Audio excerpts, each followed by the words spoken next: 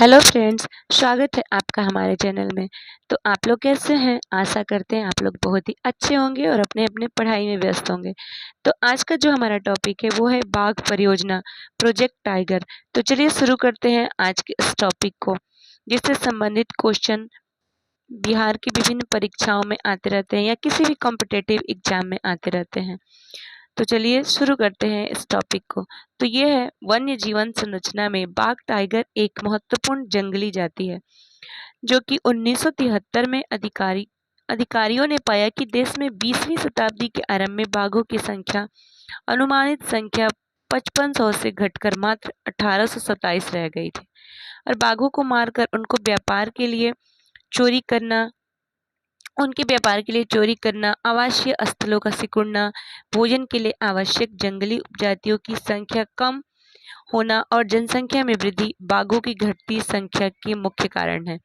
और बाघों के खाल का व्यापार और उनकी हड्डियों का एशियाई देशों में परंपरागत औषधियों में प्रयोग के कारण यह जाति विलुप्त होने के कगार पर पहुंच गई है। चूंकि भारत और नेपाल दुनिया की 2/3 बाघों को आवास उपलब्ध कराते हैं, अतः ये देश ही शिकार, चोरी और गैर कानूनी व्यापार करने वाले के मुख्य निशाने पे हैं। और इसका मुख्य कारण ये है, यहाँ पे दिया गया है कि मुख्य कारण ये है बढ़ती जनसंख्या, जो कि हमारे बाघों की संख्या को कम कर रही है। तो देखिए यहाँ पे दिया गया है बाघ परियोजना।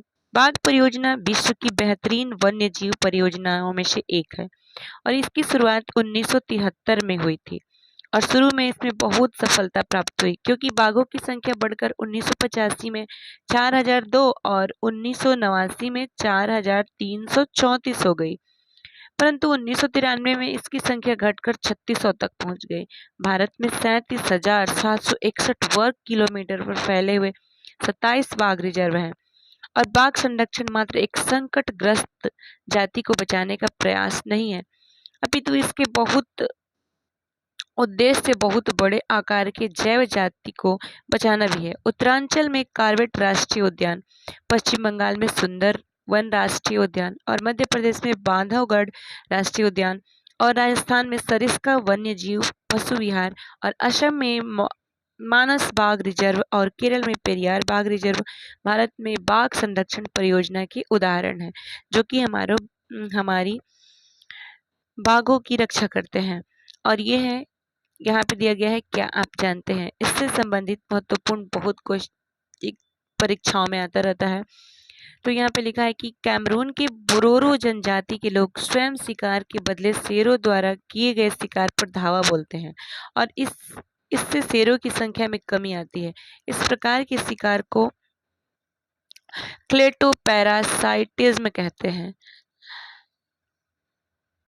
और यहाँ पे दिया गया है भारत में राज्यानुसार प्रमुख राष्ट्रीय उद्यान तथा अभयारण्यों के बारे में। तो उधर हम बाघों के बारे में बात किए थे, तो इधर चलिए हम लोग अभयारण्यों के बारे में भी बात कर लेते हैं और देख लेते हैं इससे संबंधित प्रमुख राष्ट्रीय उद्यान है अभयारण्य। तो मध्य प्रदेश में कौन सा अभयारण्य? तो मध्य प्रदेश में बांधवगढ़ राष्ट्रीय उद्यान, जो कि उमरिया में है, फासिल राष्ट्रीय उद्यान मंडला में और कान्हा राष्ट्रीय उद्यान मंडला और बालाघाट दोनों में, और बांधव राष्ट्रीय उद्यान शिवपुरी में, पन्ना राष्ट्रीय उद्यान पन्ना छतरपुर में, और पेंच राष्ट्रीय उद्यान भी मध्य प्रदेश में है, जो कि होशंगाबाद में है, और सतपुड़ा राष्ट्रीय उद्यान जो कि भोपाल मध्य प्रदेश में है, और संजय डुबरी राष्ट्रीय उद्यान सीधी में है, जो कि ये भी मध्य प्रदेश में ही है। और कर्नाटक में दिया गया है, कर्नाटक में है गांधी सागर अभयारण्य, जो कि मंदसौर में है, और बांदीपुर राष्ट्रीय उद्यान, भद्रा अभयारण्य चिकमंगलूर में है, डंडेली वन्य जीव अभयारण्य जो कि दक्षिणी कन्नड़ में है, और सरावती वन्य जीव अभयारण्य जो कि शिवमोगा में है, और ये सभी कर्नाटक में है। और राजस्थान में है रणथंभौर राष्ट्रीय उद्यान, सवाई माधोपुर में है, और घाना पक्षी विहार ये भी राजस्थान में है, दर्रात अभयारण्य ये भी राजस्थान में है, और सरिस्का वन्य जीव अभयारण्य अलवर में है, और डेजर्ट अभयारण्य जो कि जैसलमेर बाड़मेर में है। और आंध्र प्रदेश में कावला वन्य जीव अभयारण्य और किन्नर शानी वन्य जीव अभयारण्य, मालापट्टी पक्षी विहार, और केरल में पराम्बीकुलम वन्य जीव अभयारण्य और पेरियार राष्ट्रीय उद्यान, विनायड वन्य जीव अभयारण्य भी केरल में ही है। उत्तराखंड में है कार्बेट राष्ट्रीय उद्यान जो कि नैनीताल में है, और नंदा देवी राष्ट्रीय उद्यान जो कि चमोली में है, और केदारनाथ अभयारण्य ये भी चमोली में है, और चीला अभयारण्य जो कि गढ़वाल में है उत्तराखंड में।